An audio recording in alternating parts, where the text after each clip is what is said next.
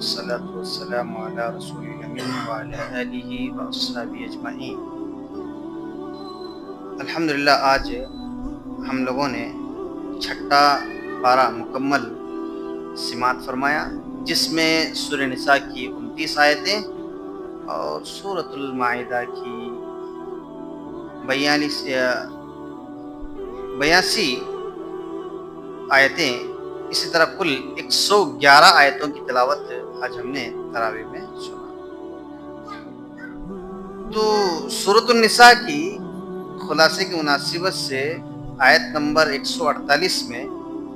اس بات کی تذکرہ کیا گیا ہے کہ کسی کے عیب کا ہرگز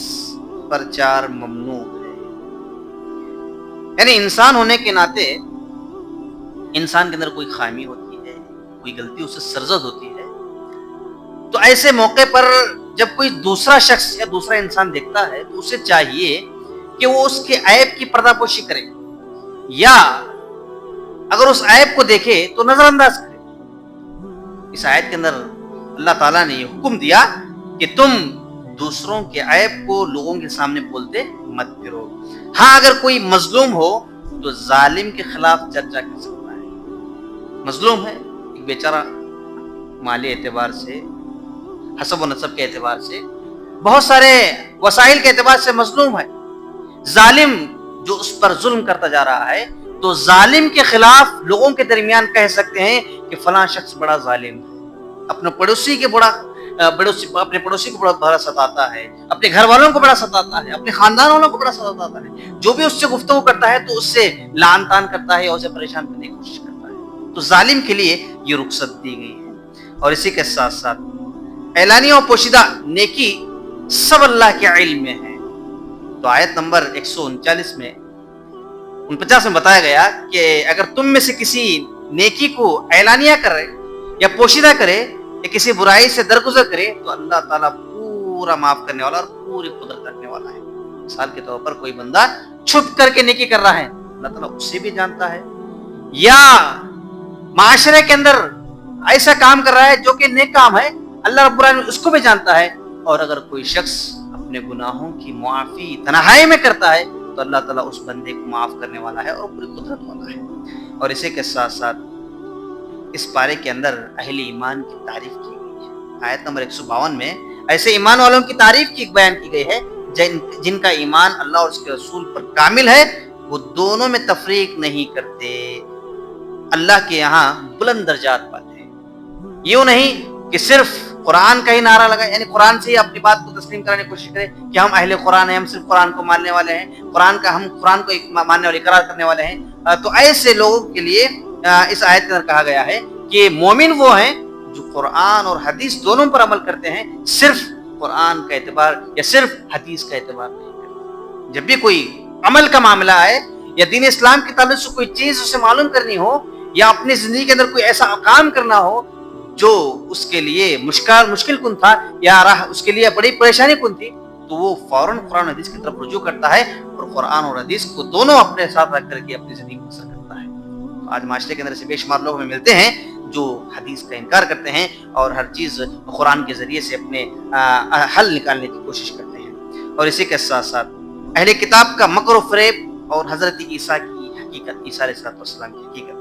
آیت نمبر 153 سے 162 تک اہل کتاب کی مکر و فریب کا تذکرہ کیا گیا ہے کہ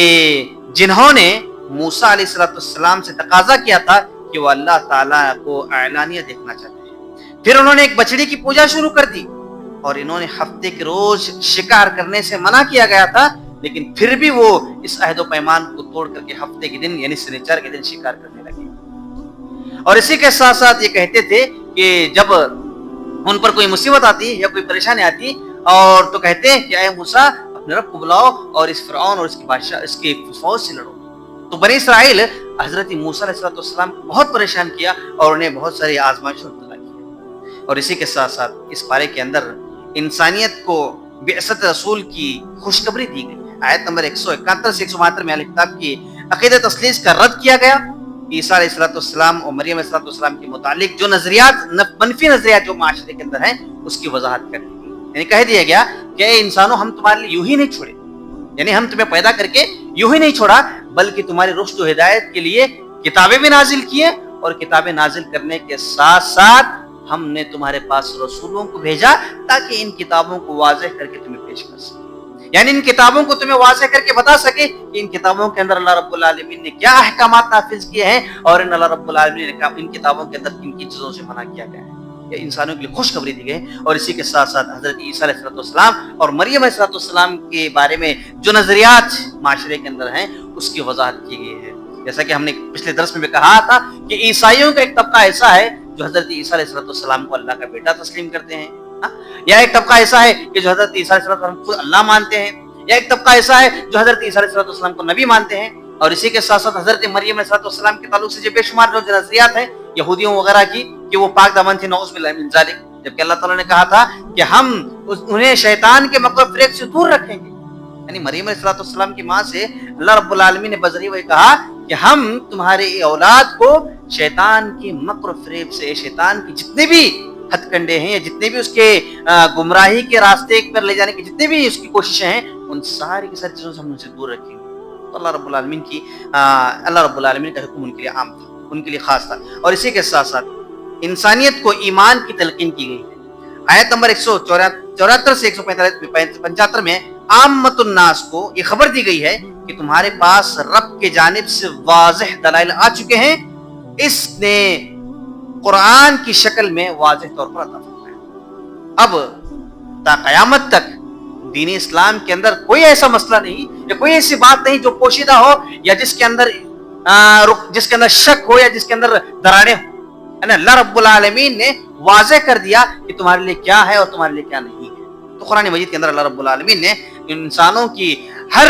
मामले में या हर काम में जो भी उन्हें हिदायत है, जो भी उन्हें रहनुमाई है, अल्लाह रब्बुल आलमीन कुरान मजीद के जरिए से उसको वाज़ेह कर दिया। और इसी के साथ साथ सूरह निसा की आखिरी में आयत नंबर 76 में फरमाया विरासत तकसीम के मसाइल बयान किए गए हैं। विरासत की तकसीम अल्लाह ताला की जानिब से है, इसमें रद्द बदल करना कुफ्र है। विरासत यानी प्रॉपर्टी, जब शख्स मर जाता है तो उसके औलाद या उसकी बीवी बच्चे या उसके खानदान वाले जिस तहत अल्लाह रब्बुल आलमीन ने सूरत निसा की इस आयत के अंदर विरासत को तकसीम करने का जो हुकूक दिए हैं, तकसीम करने का जो मामला पेश किया है तरतीबवार, अगर कोई शख्स इस विरासत के मसले में या इस विरासत को तकसीम करने में कोताही बरतता है या इस विरासत को तकसीम करने में खलल पैदा करता है तो ऐसा शख्स या उसको रद्द बदल करने वाला शख्स कुफ्र के दायरे में है, यानी अल्लाह रब्बुल आलमीन का इनकार करने वाला है। देखिए आज हमारे माशरे के अंदर जो कमजोर हैं, जो नातवा हैं, उन्हें विरासत के मामले में दबा दिया जाता है। जो ताकतवर हैं, जो मजबूत हैं, जो बड़े हैं, उन्हें विरासत के अंदर अपनी विरासत के साथ साथ दूसरों की विरासत अपने इसमें जमाने की कोशिश करते हैं। तो मालूम ये हुआ कि विरासत का हुक्म अल्लाह रब्बुल आलमीन ने जिस तहत या जिस मुनासिबत, जिस मकसद के लिए जिसको जितना मुकर्रर किया है, अगर उससे उस हकदार तक उसको पहुंच जाएगा तो ये नूर अला नूर है। अगर कोई शख्स अल्लाह रब्बुल आलमीन ने कोई बड़ा मुकर्रर बना दिया है, घर का बड़ा फर्द है, तो उसे चाहिए कि वो कुरान मजीद की इस आयत के तहत विरासत को तकसीम करे। अगर उसके अंदर रद्द बदल करता है तो वो कुफ्र के दायरे में है। मोहतरम सामीन इकराम, इसी के साथ साथ अब सूरतुल माइदा की शुरुआत हो चुकी है। इस सूरत का आगाज होता है जिसमें जुमला 120 आयत बयान की गई हैं, जिसमें से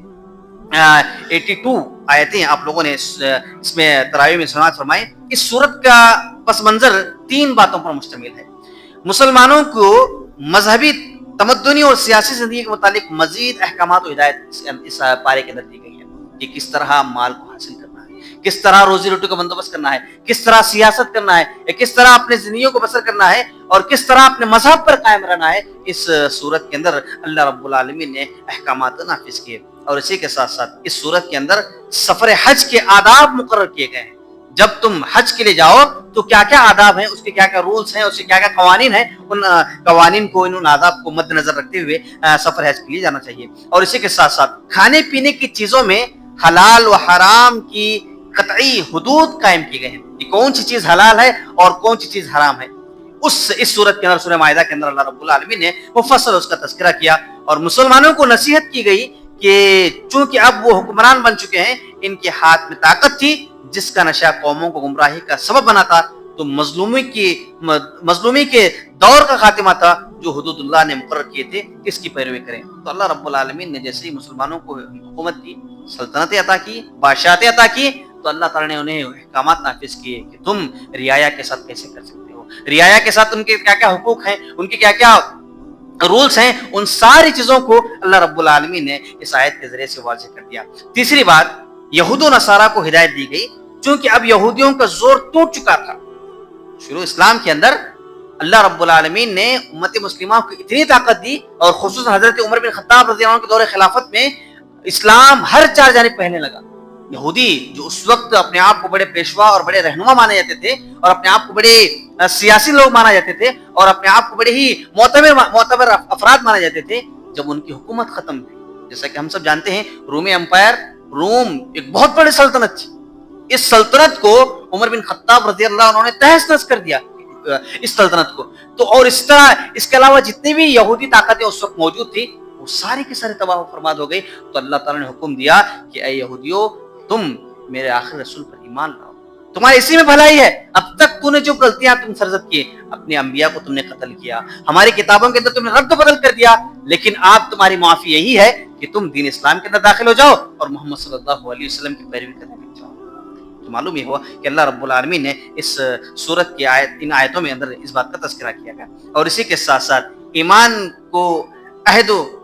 پیمان کی پاسداری کا حکم دیا گیا ہے اس صورت کے اندر, اور اسی کی طرح شاعر اللہ اور شہر الحرام کی تعظیم کا حکم دیا گیا ہے, اور حرام کردہ چیزوں کی مفصل تفصیل اللہ رب العالمین نے آیت کے ذریعے واضح کر دیا. آیت نمبر 4 اور 5 میں کہ کون کون سی چیزیں کھانا مسلمانوں کے لیے حلال ہے اور کون کون سی چیزیں مسلمانوں کے لیے حرام ہے, ان سارا تذکرہ اللہ رب العالمین نے سورہ مائدہ کی آیت نمبر 4 اور آیت نمبر 5 میں تذکرہ کیا. اور اسی کے ساتھ ساتھ آیت نمبر 7 میں اللہ رب العالمین نے وضو اور تیمم کا ذکر کیا کہ جب تم نماز کے لیے آؤ تو تمہیں چاہیے کہ تم اپنے چہرے کو, اپنے ہاتھوں کو کوہنیوں تک, اپنے سر کا مسا, اپنے پیروں کو ٹخنوں تک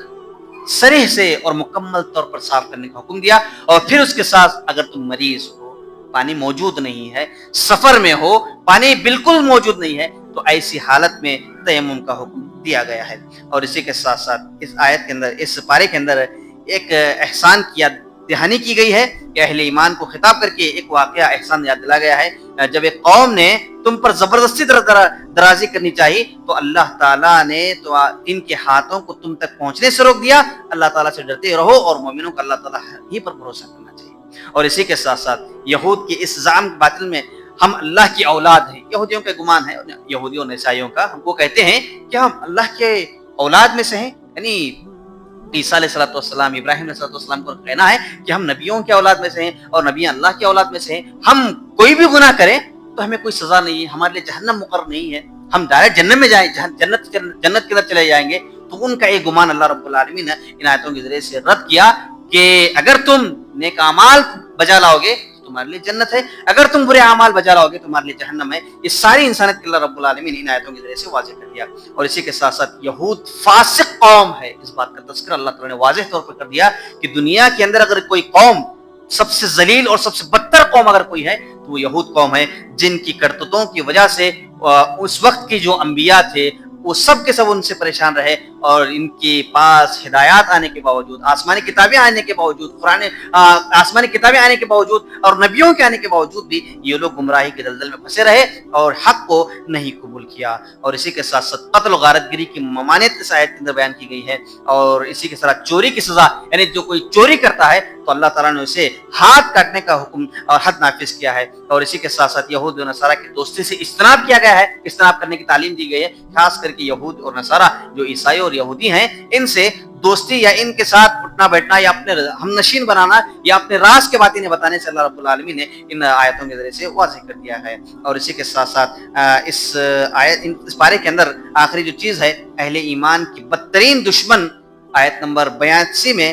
اہل ایمان کو واقف قرار دیا گیا ہے کہ ان کے سب سے سخت دشمن یہود اور مشرکین ہیں, اور اہل کتاب کے دل میں ایمان والوں کی محبت باقی ہے کیونکہ ان کے پاس علماء و زاہدین موجود ہیں. अल्लाह ताला ने वाज़ेह कर दिया यहूद और मुशरिकीन ये मोमिनों के सख्त दुश्मन है, इसकी वजह से अल्लाह रब्बुल आलमीन इनके दरमियान उलमा को बाकी रखा और जाहिरीन को बाकी रखा, वक्तन फवक्तन इनकी इस्लाह करते रहते हैं और इनकी तरबियत करते रहते हैं और दीन इस्लाम की तरफ इन्हें गामिज़न करते हैं।